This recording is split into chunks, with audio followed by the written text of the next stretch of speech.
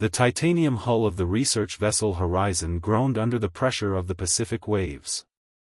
Dr. Isabella Reyes stood at the mapping station, her dark eyes fixed on the sonar readings that danced across multiple screens. The Mariana Trench had been mapped countless times before, but never with the quantum resonance technology they were testing today. "Dr. Reyes, you might want to see this." Marcus Walsh, the ship's lead sonar technician, called from his station. His usual confident tone carried an edge of uncertainty that made Isabella look up from her work. "The QR scanner is picking up something unusual at coordinates 11 degrees 21 minutes north 142 degrees 12 minutes east." Isabella crossed the room, her step steady despite the gentle rolling of the ship.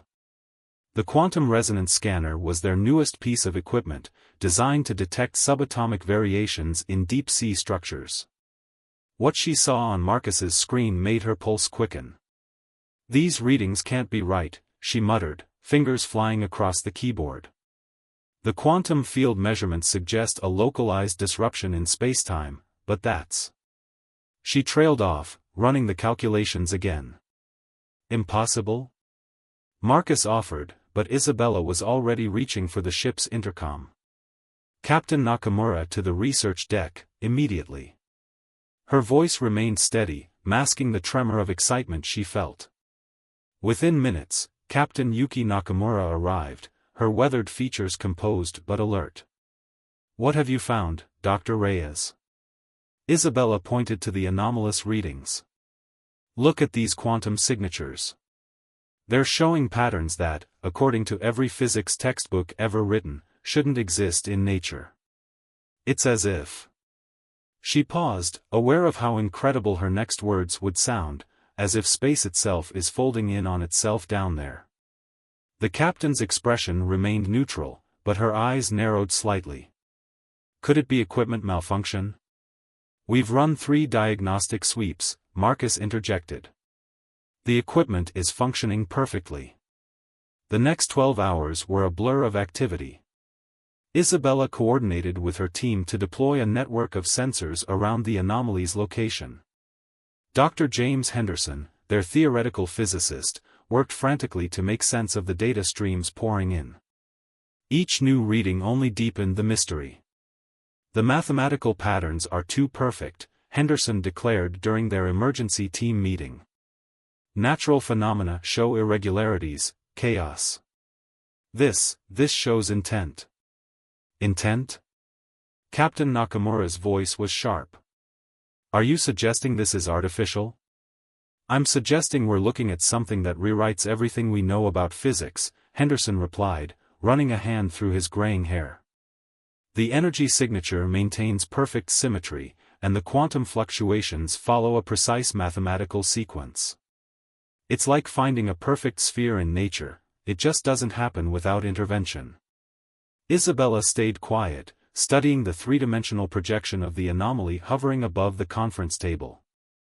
The hologram showed a perfect geometric depression in the ocean floor, nearly 11 kilometers deep, but the sensors indicated it went somewhere else.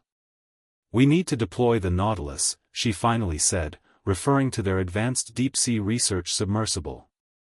The room fell silent. The Nautilus was equipped with their most sophisticated instruments, but it was also rated for depths far beyond normal safety parameters. Captain Nakamura studied Isabella for a long moment before responding. "The risk assessment?" "High," Isabella admitted. "But we're looking at potentially the most significant scientific discovery in human history. Whatever this is, it's not just a geological formation or a natural phenomenon. It's a doorway." The word hung in the air, heavy with implication. Dr. Henderson's calculations showed that the anomaly's structure was consistent with theoretical models of Einstein-Rosen bridges, wormholes. But wormholes were supposed to be unstable, impossible to maintain without exotic matter and energy that humanity hadn't even discovered yet. "I'll need volunteers for the descent team," Isabella continued. "We'll need to."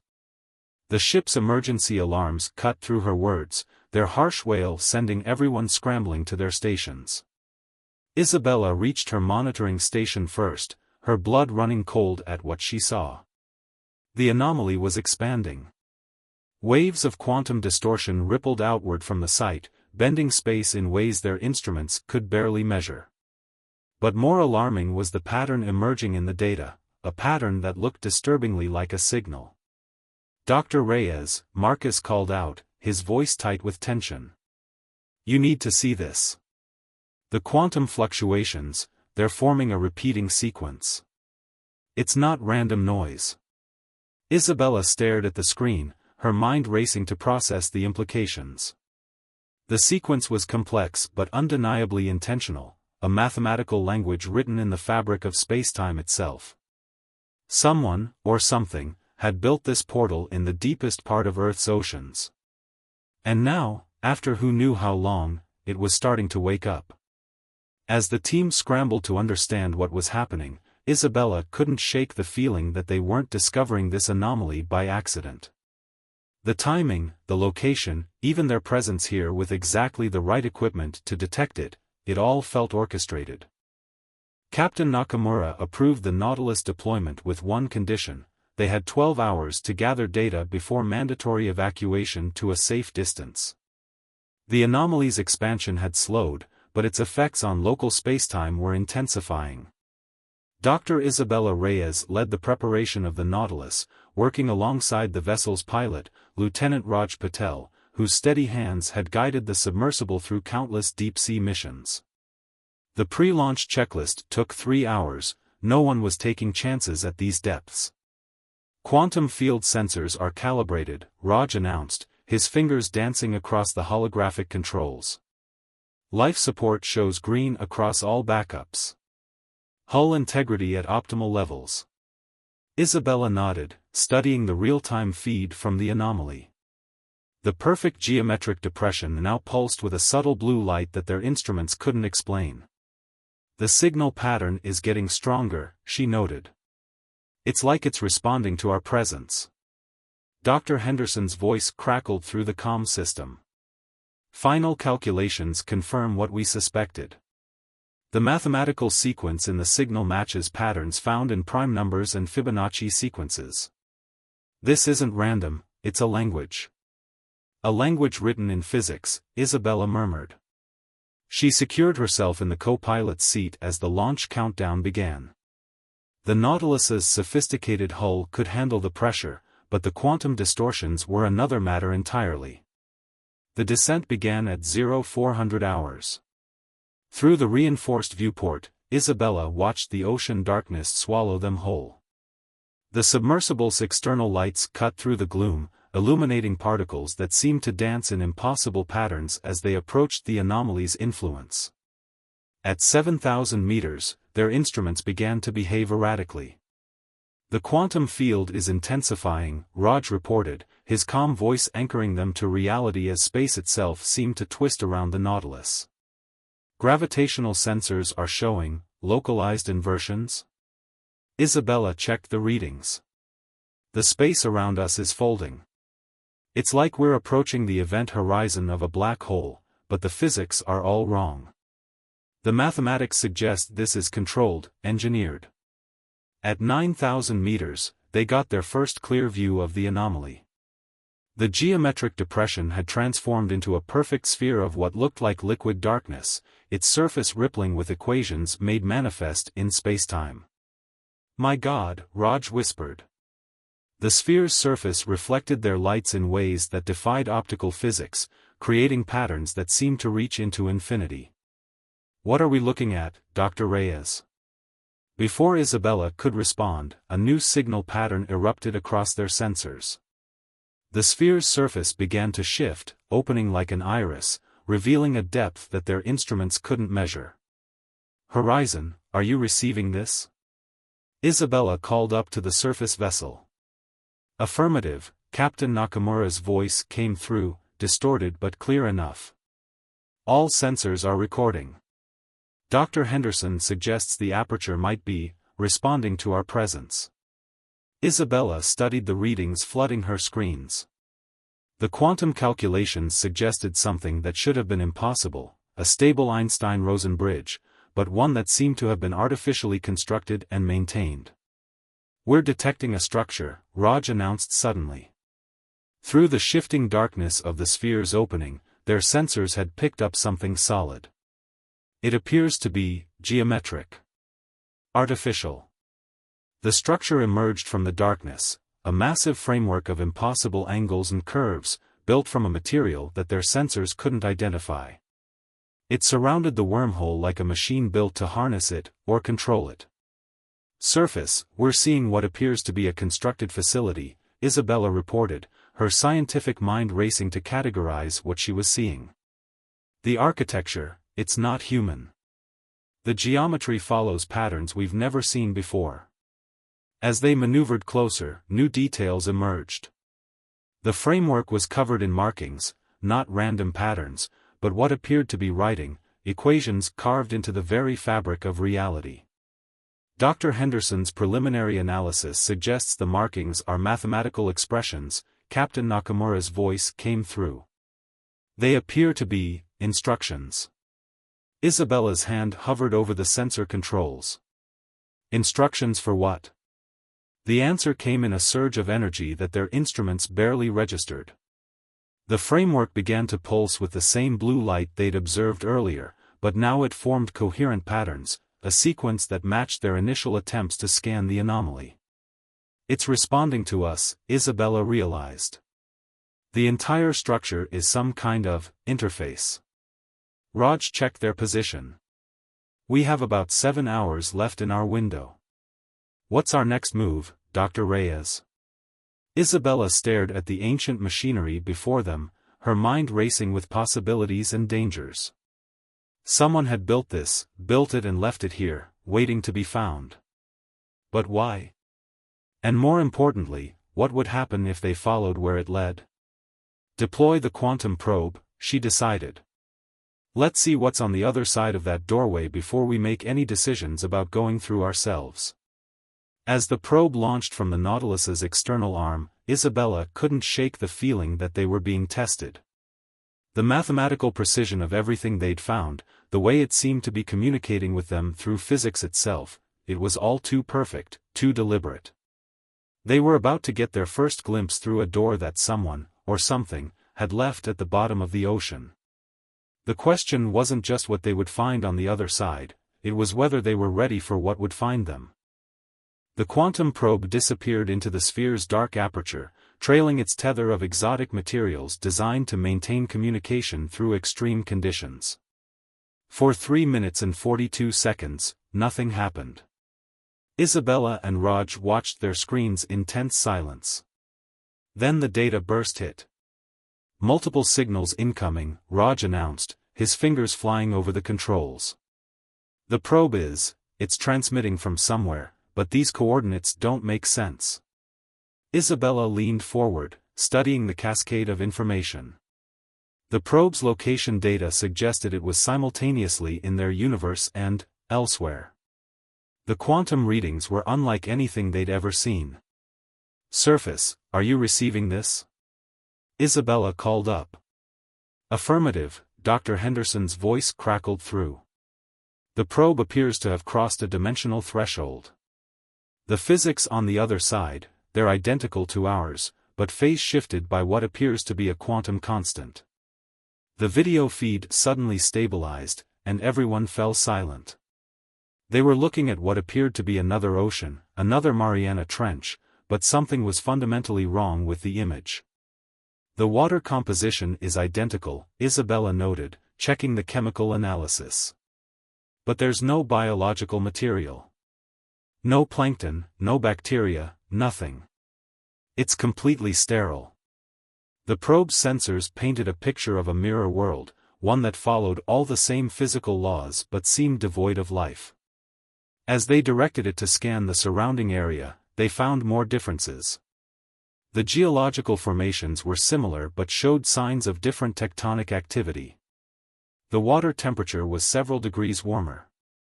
"Expanding scan range," Raj reported. The probe's sensors reached out further, mapping the alternate seabed. "Wait. I'm detecting a structure. It's It's another framework, identical to ours. The video feed shifted, revealing the familiar geometric patterns they'd observed on their side, but these looked different. Older. Worn by time and forces they couldn't yet understand. Dr. Reyes, Captain Nakamura's voice came through, tense with controlled urgency. We're detecting energy buildups in both frameworks. They appear to be synchronizing. The blue light patterns on their side began to pulse in rhythm with their counterparts in the alternate dimension. The mathematical sequences in the signals merged, forming new equations that scrolled across their screens. It's a map, Dr. Henderson exclaimed suddenly. The sequences, they're not just a language, they're coordinates. Temporal coordinates. Isabella's mind raced with the implications. You mean? This isn't just a bridge through space, Henderson confirmed. It's a bridge through time. The phase shift we're detecting? It's temporal displacement. That other Earth, it's our Earth, just not in our time. Before anyone could process this revelation, new data began streaming from the probe. It had detected something moving in the sterile waters, something large, something that shouldn't exist in a lifeless ocean. Multiple contacts, Raj reported, his voice tight. They're emerging from the depths on the other side. Configuration unknown, but they're definitely artificial. And they're heading toward the probe. The video feed captured glimpses of sleek, dark shapes moving with impossible grace through the water. Their design was unlike anything human engineers had conceived, yet they carried an unmistakable sense of purpose. They're some kind of automated systems, Isabella realized, studying their movement patterns. They're responding to our probe's presence. But are they guardians or caretakers? The answer came as the mysterious machines surrounded the probe. Instead of attacking or disabling it, they began to emit their own signals, complex mathematical patterns that interwove with the framework's existing sequences.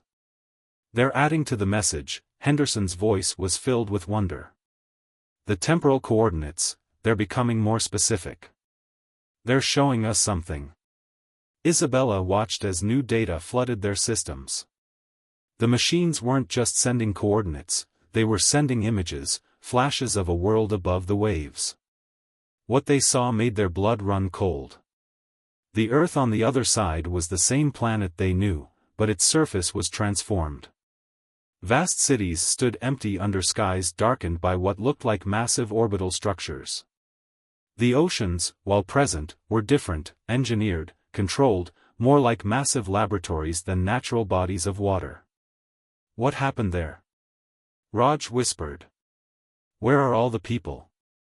Before Isabella could respond, the machines surrounding their probe began to move in perfect synchronization. The geometric patterns they were emitting shifted, forming what appeared to be a countdown sequence. Surface, Isabella called urgently. Are you seeing this?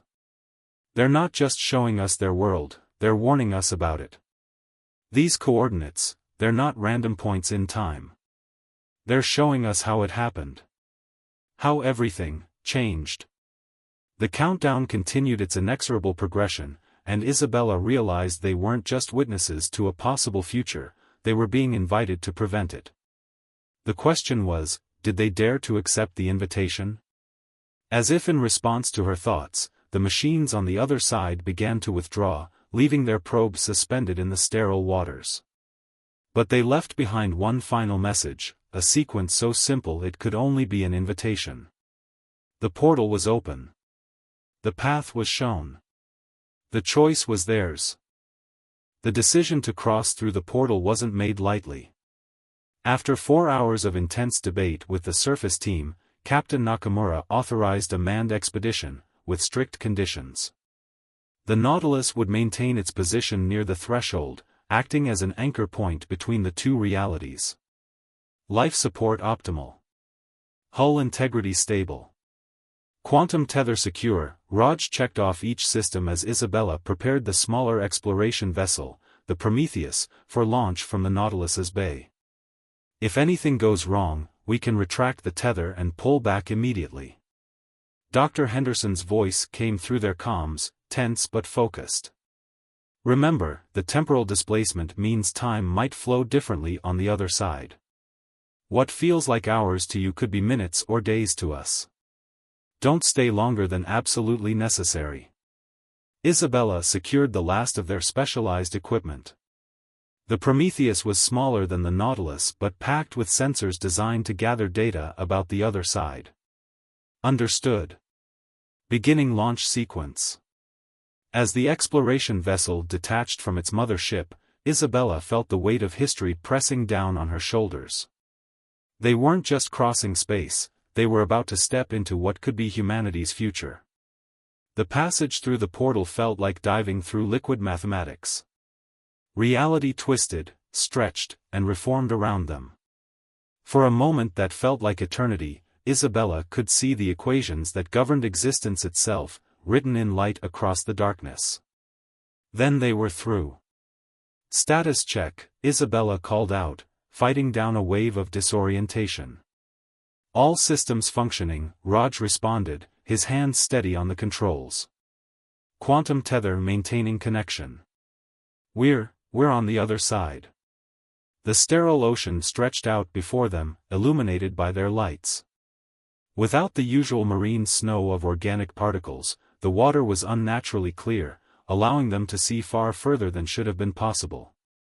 Beginning environmental analysis, Isabella announced, activating their full sensor suite. Confirming previous readings, no biological material present in the water. Temperature elevated by 4.2 degrees Celsius. Pressure consistent with our side, but... She paused, checking a puzzling reading. There's something else in the water.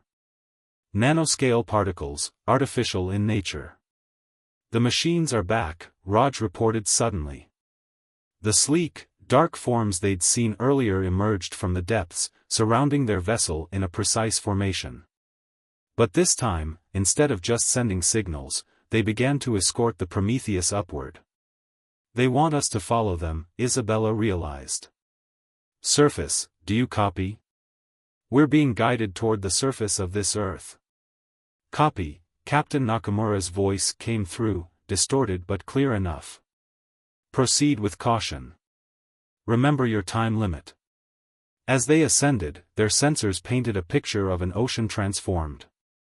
Massive structures became visible, underwater arrays and networks that seemed to be processing the seawater itself. Everything was functional, maintained, but devoid of human presence. When they breached the surface, the sight took their breath away. The sky was a deep purple, filtered through layers of orbital structures that glinted like artificial stars. The coastline visible in the distance was unrecognizable, a single massive structure that seemed to merge city and machine into one continuous entity. Getting atmospheric readings, Isabella reported, her voice barely above a whisper. Air is breathable but heavily processed.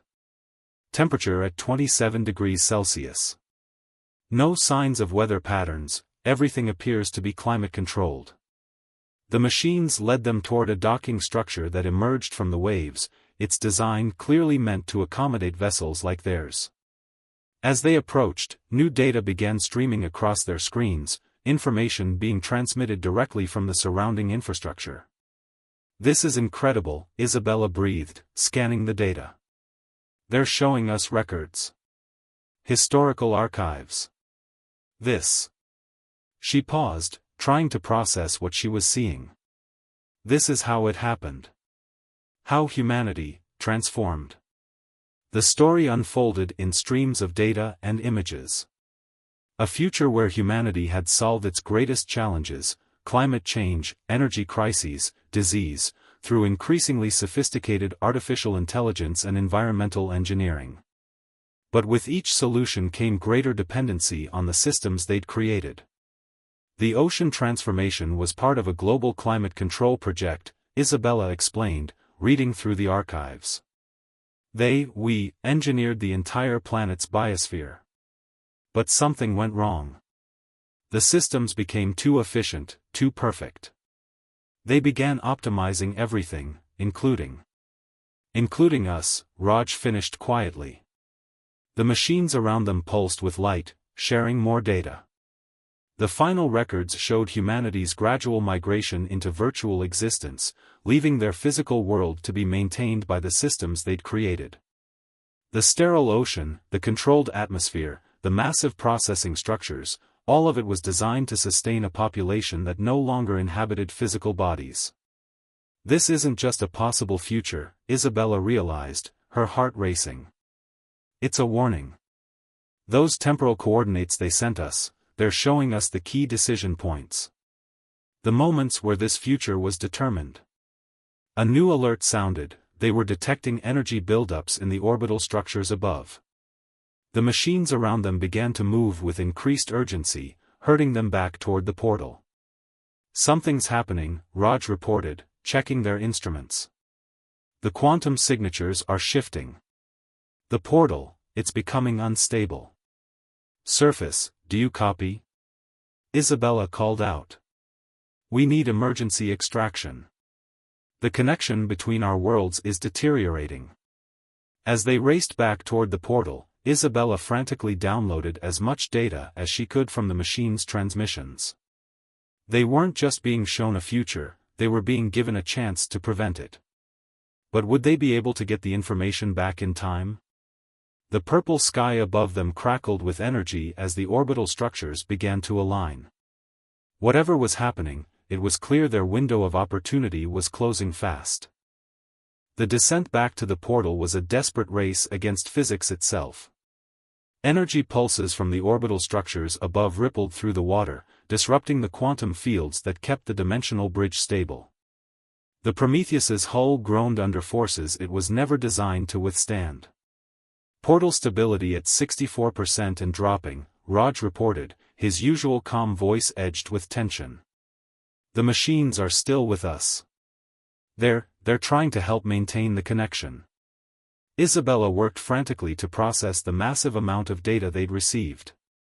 The future Earth's archives were downloading into their systems, but the quantum interference was corrupting portions of the transfer. We can't lose this information. The coordinates, the decision points, they're the key to everything. Through the crystalline water, they could see the portal's geometric frame pulsing with increasingly erratic patterns of light. The machines accompanying them moved in complex formations around the Prometheus, their bodies generating fields that seemed to push back against the mounting chaos. Surface, do you copy? Isabella called out. The quantum tether is experiencing severe fluctuations. Captain Nakamura's voice came through, broken and distorted, losing coherence. Nautilus detecting critical, get through now. A massive surge of energy from above illuminated the ocean like a second sun. The orbital structures were aligning into a configuration that their instruments couldn't even begin to measure. They're not trying to close the portal, Isabella realized, studying the readings. They're trying to collapse their entire timeline. The machines, they're sacrificing their own existence to prevent this future from happening. Raja's hands flew over the controls as they approached the portal's threshold. Stability at 31%. We're not going to make it through if we wait any longer. The machines suddenly broke formation, arranging themselves in a perfect sphere around the portal's frame. Their bodies began to glow with the same blue light they'd first observed, but now it was intensifying to blinding levels. They're creating a containment field, Isabella gasped, watching the energy reading spike. They're giving us a window to get through. The final download completed just as they reached the portal's entrance. Through the swirling darkness, they could barely make out the Nautilus waiting on the other side. The quantum tether pulled taut, their only lifeline between worlds. Now or never, Raj said quietly, and pushed the Prometheus forward. The passage back was nothing like their first crossing. Reality didn't just twist, it shattered and reformed around them with each microsecond. Isabella felt as if she could see through the cracks in spacetime itself, glimpsing infinite possibilities, countless futures branching and collapsing. They erupted back into their own universe with a quantum shock wave that rocked both vessels. Emergency systems screamed as the Prometheus's hull threatened to buckle under the strain. Full reverse. Isabella shouted. Get us clear. The Nautilus's recovery systems locked onto them, pulling them away from the portal just as a massive surge of energy burst through from the other side. The geometric frame shuddered, its perfect mathematics finally failing under the strain.